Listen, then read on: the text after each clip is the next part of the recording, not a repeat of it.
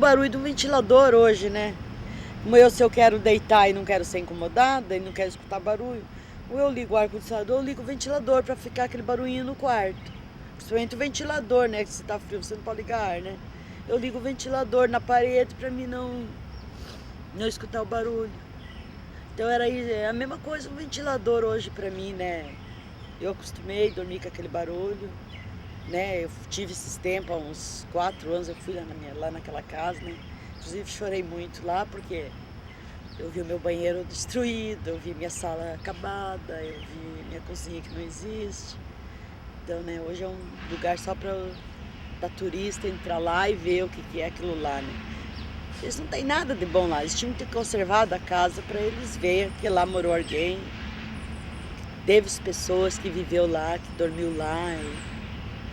Então eu penso assim, sabe? É por aí. A luz que nós usávamos era da usina. Nossa, e não ficava um barulho do motor ali o tempo todo? Ficava o barulho do motor, barulho da água, misturava tudo ali junto, né? Não estava desativada. Era a nossa luz, era da usina. A gente não pagava luz, a gente não pagava água. Nada disso a gente pagava. Mas devia ser um barulhão ali. Era um barulhão. Só que eu acostumei, né? Todo mundo acostuma, acho, né? Os primeiros dias só é difícil, né? É a mesma coisa eu me casar hoje e dividir a minha vida com um homem hoje, né? Depois de tantos anos, vou ter que voltar a acostumar, não vou? Então eu acho que é assim, né? A gente acostuma com tudo, começa, né? E acostuma. Era aqui onde nós estamos hoje, né? Que eu vim aqui, trazia meu bebê para brincar aqui. Lá embaixo, lá na passarela, né? Eu ia muito. No elevador eu ia muito ali, que hoje eu não sei como é que tá, né? Eram as áreas que eu mais ia. E aquelas carreiras que tem todos ali, eu andei por todos, né? Eu passeava ali direto porque eu tinha que matar meu tempo em alguma coisa, né? Porque o meu marido, eu sabia que ele só ia sair daqui a hora que vencesse o expediente dele, né? Antes disso ele não ia, não podia, não devia, era uma lei, né? E o sargento mesmo não autorizava, né? Então a gente, como esposa, podia, né? Tinha acesso a todos os lugares aqui. Onde turista não tinha, a gente tinha, né? No caso, né? E você se lembra a primeira vez que você viu as cataratas, as quedas? Primeira vez que eu vi, fazia 5 dias que eu morava dentro do Parque Nacional. Eu embarquei na viatura e meu marido me trouxe nas cataratas. Ele falou assim, você vai conhecer as cataratas. Eu falei, que eu já tinha visto assim através da televisão, né? Mas não ouvi via cores, né? E a gente veio nas cataratas, eu me apaixonei por aquela água, né? Entramos na passarela, tomei aquele banho, assim. Eu adorei aquilo ali, né? E a mesma coisa daí depois eu repeti com meus filhos, né? Quando eles entenderam o que significava cataratas. Foi o primeiro lugar que eu trouxe assim como um passeio turístico, foi nas cataratas, né? Que eu nunca paguei para entrar aqui, né? Não tem esse problema de democracia que hoje paga tudo ali, né? Eu nunca tive esse problema, né? Porque por ser moradora daqui, não sei hoje com essa mudança de guarda se hoje eu teria que pagar, né?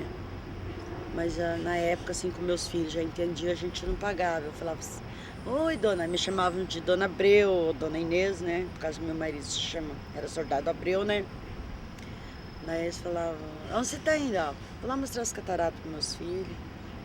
Então eu nunca paguei nada, né? Eles não me cobravam já por eu ser moradora daqui. O meu filho, eu comecei a sentir dor dele, de parto, seria num... Bom, eu sofri 5 dias de dor, para falar a verdade. 5 dias de dor de parto. Tive ele na Santa Casa, né? Foi assim, eu senti dor, meu marido estava no mato. Ele chegou, né? Eu já estava com dor de parto.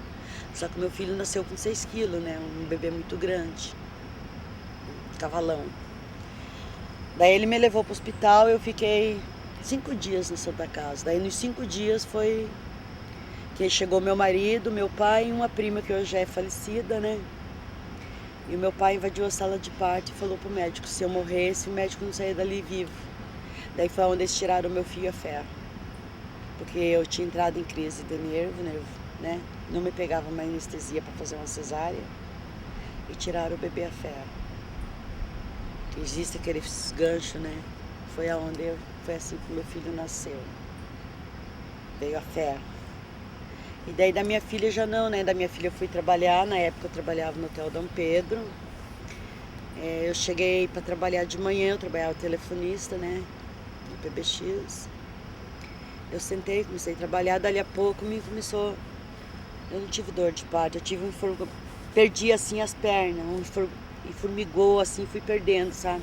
Naquele entrou o dono do hotel e eu falei assim, doutor, eu não tô bem. Ele falou, o que acontece? Eu falei, eu não consigo levantar e nem andar. Daí ele chamou um carro do turismo e mandou pro hospital. Eu cheguei lá, o médico falou que não tava na hora do bebê nascer. Me examinou, né? Doutor Cândido me examinou e falou, não está na hora. Daí passou, eu voltei para casa, cheguei em casa, eu entrei em crise de novo. Porque as minhas pernas, né, me perdia. Me levaram de volta, quando eu cheguei lá, ele falou pro meu marido assim, nós vamos fazer tudo para salvar a mãe, porque o bebê não tá mais garantido. Daí meu marido falou assim, que eles não tinham o direito de tirar a vida da minha filha e nem a minha, que se eu tive lá de manhã e eles não fizeram nada. Ele falou, esse bebê já era para ter nascido de madrugada, não agora. E daí eu cheguei lá às 6h40 da tarde. Daí eu fui direto para a sala de cirurgia e tiraram o bebê, daí ela foi para UTI e eu também, né? Eu entrei em crise nervosa e ela, porque nasceu ultrapassada, nasceu muito preta, né? Com infarto da respiração. Daí ele saiu lá fora e falou pro meu pai, nasceu a minha Olivete, a minha princesa. Foi isso que ele falou. Daí eu fiquei mais, acho que 5 dias no hospital, daí vim embora. Com a Olivete. Por que ele deu esse nome? Por causa da máquina do museu. Aquelas máquinas antigas que nem existe mais, eu acho. Porque ele vivia lá batendo, xilografando aquela máquina. Escrevia cartinha de amor, escrevia que estava com saudade, muitas vezes me xingava. E ali rolava essas coisas, né? Daí aquele nome de Olivete, acho que entrou na cabeça dele. Nasce a menina, ele vai lá e me registrou como Olivete. Daí ficou Olivete Augusta de Abreu. Tanto que nenhum dos dois tem meu sobrenome, só o nome do pai.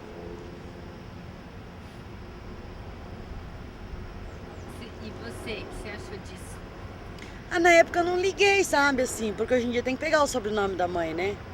Na época eu não liguei, né, porque a mãe é Inês Ferreira de Abreu, o pai é Horácio Augusto de Abreu. As crianças simplesmente passaram a ser Augusto de Abreu só, né? Mas são filhos da mãe, da Inês Ferreira de Abreu. Então até hoje, nessa parte aí eu não me sinto mal, não. Mas e do nome da sua filha? Do nome da minha filha? Ela se revoltou quando ela começou a entender, ela queria uma explicação, né? Por que o meu nome? Por que Olivete? Minha filha, isso aí é coisa do seu pai. Ele foi, te registrou. A gente brigou, falei assim, né?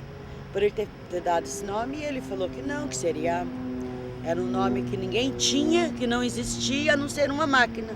E era só, esse nome ia ser só teu. De fato que eu não conheço mais nenhum Olivete. Eu acho que no mundo não existe outra Olivete. Só existe a minha. Criar os filhos aqui, se fosse hoje, acho que é maravilhoso. Criar os filhos aqui. Porque eles estão longe de tudo desse mundo que nós temos hoje, né? Aqui é um mundo diferente, gostoso, né? Estariam longe de drogas, longe de tudo, né? Se o meu casamento tivesse continuado, acho que eu teria criado meus filhos aqui, formado homem, tudo aqui, a mulher aqui. Acho que seria maravilhoso. Tá aqui dentro com eles hoje. Lógico, hoje estão casados os dois, né? Mas eu acho que seria muito mais maravilhoso do como eu terminar deles crescer lá fora do parque. Que eles terminaram, né? Tu sabe, quando eles vão lá pra fora, eles estão ao risco ao tudo, né? Tanto que eu tive problema com meu filho na adolescência, né? Não vou negar, aconteceu. Hoje ele já é um homem, é pai, né? De 2 filhos. Mas aqui seria maravilhoso. bastante aqui? É, aqui era o meu lugar onde eu soltava o Odair, né? Bebezinho, gateando. Brincar aqui. Eu trazia um monte de brinquedinho, largava por aqui, ele passava a brincar aqui, sabe? Queria trepar aqui, muitas vezes eu tinha que ficar ali, primeiro que batesse com a cabecinha numa pedra, né? E eu ficava em cima, sabe? Às vezes ele ia de gatinho até lá pertinho, queria ver a água, né? A água, porque isso aqui não existia, né? Se fosse hoje, né, era diferente, mas não existia isso aqui. Era somente um carreiro, que nem aquele que vem lá. Essa calçada que não tinha. Mas ele queria muito ir pra água. A paixão dele era a água. Então aqui era um lugar que ele brincou muito. Aqui no museu, na casa onde a gente morou, né? Ali no 8 também ele gatinhou muito. Foi onde ele deu os primeiros passinhos, foi ali. Chegavam a nadar aqui? Como assim? Assim, chegava a entrar no rio? Não. Não entrava porque era proibido. A gente não entrava. E o meu marido estava de plantão 24 horas naquele dia, né? Então ele passou a noite no mato, só ia chegar. Não, ele passou o dia, a tarde, a noite, só ia chegar meu dia. E eu esqueci a porta da minha cozinha aberta e o lagarto entrou. Tinha um rabão enorme, amarelo, peitão amarelo assim, né? E ele entrou, quando eu vi ele estava na sala e eu corri pro meu quarto. E eu veio de fechar a porta, eu esqueci a porta aberta. Eu peguei o bebê e fui pra cima da cama. E o lagarto passou, que deu amanhã ali debaixo da minha cama. E quem disse que o lagarto saía? Eu pulava pra lá e pulava pra cá e o lagarto continuava lá. Só que pra mim não era um lagarto, seria um jacaré, né, que comia gente. E daí quando ele chegou para almoçar, cansado do mato, sujo, eu em cima da cama pedindo socorro. Daí ele falou, o que foi? Eu falei, olha o tamanho do bicho que tá embaixo da minha cama. Ele simplesmente pegou a vassoura e tocou o lagarto pra fora. Ele falou, esse bicho não faz mal pra ninguém. Então eu cuidava muito das portas, sabe, fechadas, assim, né, pra evitar esse tipo de acidente, né. Mas seria um acidente, pra mim na época era um acidente, né. Porque o medo do lagarto foi muito grande. Ali eu pulei muito, eu chorei, o que deu amanhã, porque ninguém ia lá, né. Não é que nem assim, hoje lá na minha vida você pede socorro, chove de vizinho, né? Ali não tinha quem ir, a não ser os bichos. Então eu tive que ficar em cima da cama. E eu fiquei lá presa por causa do lagarto. Quantos anos você viveu aqui no parque? No parque, eu entrei aqui em 70, eu casei em 77. Acho que eu entrei no começo de 78. E saí. A minha filha estaria com 4 anos. Eu não posso te dar bem a certeza, mas foi de 5 a 6 anos, por aí, né? De 5 a 6 anos, por aí. Eu me imagino que foi isso, né? De fato, eu teria que contar os dias certos, mas foi mais ou menos por aí. E como que era o cotidiano, assim? Onde que você fazia suas compras? Como é que era fazer comida? Você disse que tinha um forno? Forno de lenha, aquele forno de barro, onde se faz o pão, né? Eu tinha um forno daquele, ali você fazia o pão. Não, eu tinha meu fogão a gás normal, como toda família tem, né? Mas o pão, assim, pra gente seria mais gostoso, né? Era aquele fogão, aquele forno de lenha, né? Pra gente fazer a comida. A gente tinha que cuidar muito pra jogar algum resto de comida pela janela, porque chovia de bicho na janela ali pra comer. Então não passava lixeiro, né? Não tinha lixeiro. Não é que nem hoje que tem o lixeiro, lá não tinha. Ou você jogava meio longe de casa para o bicho comer lá, alguma coisa você tinha que fazer, né? Porque sobrava no prato, você ia raspar onde, né? Então era isso que acontecia, daí os bichos vinham tudo em volta da tua casa, se visse resto de comida. E o lixo queimava daí? A gente queimava, mas tinha que queimar não podia ter grama, ou em cima de uma calçada, ou a gente fazia um latão, assim, como lixo de banheiro, essas coisas, né? Ou você tinha um latão para queimar ali dentro, para não prejudicar a mata. Então nessa parte a gente era muito cuidadoso. Cortar aqui. É voltar a ter 15, 16 anos. É voltar a ter ver um bebezinho gateando. É voltar a ver meu marido fardado andando por aí, aquele homem que eu amava. É tudo isso, é voltar a ser aquela jovem, aquela adolescente sem experiência na vida. Hoje para mim é isso, voltar aqui e falar desse passado.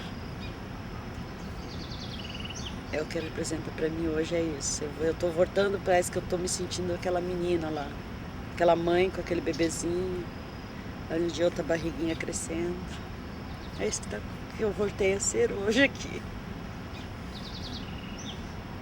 Sobre o projeto que estão recuperando a história do parque. Eu acho que isso é maravilhoso. Esse projeto tinha aqui mesmo, porque eles tiraram muita coisa que era a história do parque daqui, que não devia ter tirado. Eu sou contra do que eles fizeram. Não vou negar, eu sou contra deles tirar essas coisas que era a história do parque. Começando pelo forno de lenha, pelas casas que eles acabaram, pela vila que eles destruíram, né, para fazer novas cores. Lógico, o mundo tem que progredir, né? Mas eu acho sim que eles deviam ter preservado aquelas coisas. Passado por outro lado, por outro canto, mas devia ter preservado aquilo que era uma história, né? Era uma história nossa, uma história dos moradores. Hoje, em muitas casas ali não existe, é onde morou pessoas nossas que hoje nem estão mais ao nosso meio, que já foram, né? Então é a nossa história. É uma história bonita. O Parque Nacional para mim sempre vai ser maravilhoso, né? Meus netos já trouxe aqui, já fotografei eles aqui, contei a minha história. Ali a avó morou, lá a avó andou, levei eles lá na usina, falei, aqui era o quarto da avó, aqui era o banheiro da avó, aqui era a cozinha. Vó, você morou aqui? Morei!